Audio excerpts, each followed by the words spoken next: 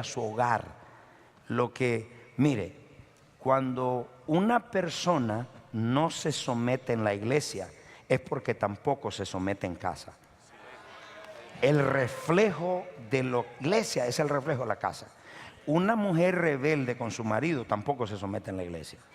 Unos hijos rebeldes en casa contra sus padres tampoco se someten en la iglesia. Usted está lidiando con algo que es un problema que ya está en casa. Y si esa persona se somete en casa, en la iglesia también. Quiero que se sienten, mujeres, ya, please, para que el pueblo escuche. Y esto llévelo en casa. Quiero que aprenda lo que es un gobierno, porque hoy no entendemos asunto de gobierno. Pensamos que es gobierno de la nación. Bueno, sí, eso es un gobierno, pero en la iglesia tiene que haber un gobierno. Y pastores, aprendan lo que les voy a enseñar. Tiene que haber un gobierno. Y esto es lo que les voy a enseñar. Usted acaba de ver en 1 Corintios, por favor póngamelo otra vez. Yo quiero que sepáis que Cristo es la cabeza de todo varón, el varón la cabeza de la mujer cabeza de Cristo. Lo que usted ve ahí es una cadena de mando. En el cielo la cabeza es el Padre. No porque el Espíritu Santo es menos, ni que el Hijo es menos. Son iguales, son uno. No son tres dioses tampoco, es uno. Entonces en el hogar es el hombre, la cabeza, es lo que está diciendo. Y tercero, en la iglesia es el pastor de la iglesia local. Ese es el pastor, es la cabeza. No dije el pastor y la pastora, dije el pastor. A menos de que el llamado esté en la pastora. Si es así, la pastora es la cabeza. ¿Me pueden entender, iglesia? Ok, tampoco dije que las mujeres van a estar a un lado. Eso no es lo que dije tampoco, sino cabeza. La cabeza, quiero que me escuchen, mujeres, todavía veo caminando gente. La cabeza es soberanamente puesta por Dios. Yo no decidí ser cabeza de esta iglesia, ni usted votó para que yo entrara. Porque si usted vota para que yo entre, usted puede votar para votarme. Así que usted no me puede votar porque usted no votó para que yo entrara. Ese es el tipo de gobierno que hay en las denominaciones. 4 ujieres, 4 diáconos que no están en el espíritu, un montón de carnales, votan y votan al pastor. Porque ese es el tipo de gobierno. Entonces quiero que me escuchen. Escúcheme por favor atrás. Todos digan el gobierno, la estructura y el orden de la iglesia. Levante su mano y dígalo bien alto. Vamos, 1, 2, 3. El gobierno, la estructura y el orden. Ok, ¿por qué gobierno? Aquí viene. Aquí viene. La estructura y el gobierno de una iglesia va a determinar el fluir de la vida dentro de la iglesia, el fluir de la presencia, el fluir del poder de Dios. Porque si es una estructura rígida en una iglesia, Dios no tiene lugar ahí. Ahí el show es el pastor. Entonces toda estructura, mujeres, veo gente caminando, toda estructura de Dios, todo gobierno está establecida para que haya una libertad, para que el espíritu se pueda mover. La mayor parte de las estructuras de las iglesias son antipoder y antipresencia. ¿Qué quiere decir? Que ahí no hay lugar para el Espíritu Santo. Ahí hay lugar para todo menos para Dios. Entonces son estructuras rígidas, denominacionales. Entonces no hay lugar para Dios. Entonces le digo porque Dios establece primero una cadena de mando. Y lo primero que Dios hace es establecer una cabeza. La cabeza, ¿qué es? Los que toman nota, la cabeza es la forma de gobierno que Dios gobierna. Dios primero, antes de establecer un gobierno, primero establece orden y segundo establece la cabeza. Entonces la cabeza, ¿cuáles son las funciones de la cabeza? Levante la mano y diga cabeza. ¿Quién establece la cabeza? Dios. Dios establece la cabeza. No es por voto, no es porque te guste, no es porque a mí me guste, sino Dios establece en el hogar, ya le dije, como la cabeza. Entonces la cabeza es la que inicia y hace las decisiones finales.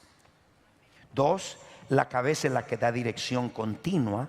Y 3, es la que establece la ley en casa o en la iglesia. Es la que inicia decisiones finales, es la que da dirección continua. Entonces es la cabeza. Ahora, cuando decimos de esto, la cabeza delega. La cabeza es la autoridad original establecida por Dios. En la iglesia local es el pastor, la cabeza establecida por Dios. Dios estableció a esa persona, Dios la puso, por eso nadie la puede remover. Entonces esa es la persona con autoridad original. Las otras que vamos a hacer en esta mañana, ministros, ancianos y diáconos, son autoridad delegada. La autoridad delegada, ¿aló? La autoridad delegada siempre se refiere a la autoridad original. Los hijos en casa siempre dicen, pero papi dijo, pero papi dijo, pero papi, siempre se refieren a la autoridad original, que es la cabeza. Dígame algo, por favor. En la cabeza establece entonces y delega autoridad. Entonces la autoridad original, la autoridad delegada es lo que la cabeza delega. Entonces la autoridad delegada, que son los que voy a establecer hoy, ellos no hacen la ley, ellos enforzan la ley. En casa es el que hace la ley, es el padre. La madre enforza lo que el padre dijo. Ese es el orden bíblico. Los estoy aburriendo, mejor no sigo. Entonces, ¿qué le quiero decir con esto? Dentro de esto que Dios establece un gobierno. ¿Por qué necesitamos un gobierno dentro de un hogar, dentro de una casa? Primero, porque donde no hay ¿cómo se dice? Una cadena de mando. ¿Usted se imagina todos siendo jefes y pocos indios? Aquí no, aquí todos ustedes, digo acá en estos lados. ¿Usted se imagina en su iglesia todo el mundo reverendo? Todo el mundo bishop, todo el mundo pastor, todo el mundo hablando de esto. Entonces, ¿qué se crea? Quiero que me escuche. Lo que se crea cuando no hay gobierno, lo que se crea es un caos y una confusión. Si hay dos cabezas en casa, se crea un caos y una confusión. Solo tiene que haber una, porque así Dios lo estableció. En el cielo hay una. Y eso no lo hace a la otra persona menos. ¿Ustedes entienden lo que estoy diciendo? Ok, entiendo esto para decirle lo siguiente. ¿Para qué necesitamos entonces? ¿Para qué necesitamos el gobierno? ¿Por qué debe establecerse un gobierno? Uno, el gobierno es para establecer un orden.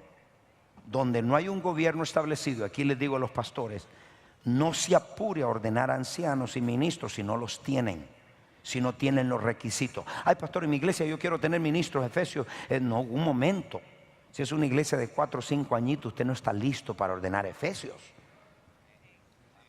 Porque le van a crear un montón de absalones.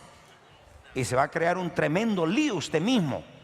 Déjelos, pruébelos. Toda esa gente que va a venir adelante tienen mínimo de 4, 5, 6 años, con excepción alguno, pero son las excepciones a la regla. Tienen ciertos requisitos de carácter, de familia. Se puede colar uno, claro, pero ¿dónde no se cuelan? Si a Cristo se le coló Judas. Siempre hay uno que te dice, ¿qué hace ese ahí? ¿Estamos acá en la iglesia? Claro, díganle a los pastores que está al lado, sonríe y quite esa cara de guanajo que se te ha colado a alguien también. Ok, todos levanten su mano, diga, el propósito del gobierno. Pero dígalo fuerte, hijo. Es establecer orden. Claro, viene la orden. Lo segundo es establecer una cadena de mando. Tercero es gobernar en lo sobrenatural. ¿Usted se imagina una nación sin gobierno haciendo guerra contra otra? ¿Y quién es el primer ministro? No sé.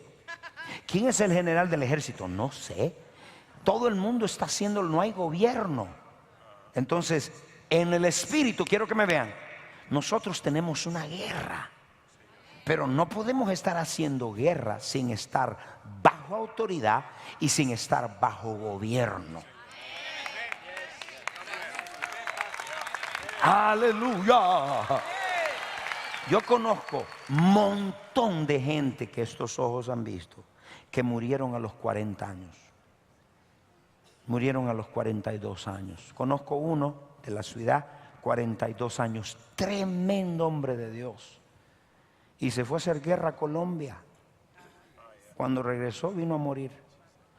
Primero, si usted no está bajo autoridad, no está bajo gobierno. Solo los que están bajo autoridad son parte del gobierno. Si usted está haciendo sus cosas locas y tirando aceite, cuidado mis hijos, tirando aceite, montándose en una avioneta, porque eso es lo que se está haciendo en Latinoamérica. Y después terminan sus hijos enfermos, porque no entienden gobernar en lo sobrenatural. Para gobernar en lo sobrenatural, primero tienes que oír de Dios, que es una rema. Segundo, debes estar, primero, estoy bajo autoridad. ¿A quién le doy cuenta de esto? Entonces, un gobierno es para gobernar en lo sobrenatural. ¿Estamos acá en la iglesia?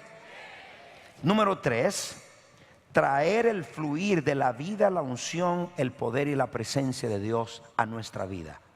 Donde hay orden y gobierno en una casa, ahí hay presencia, ahí hay poder y hay un fluir de vida.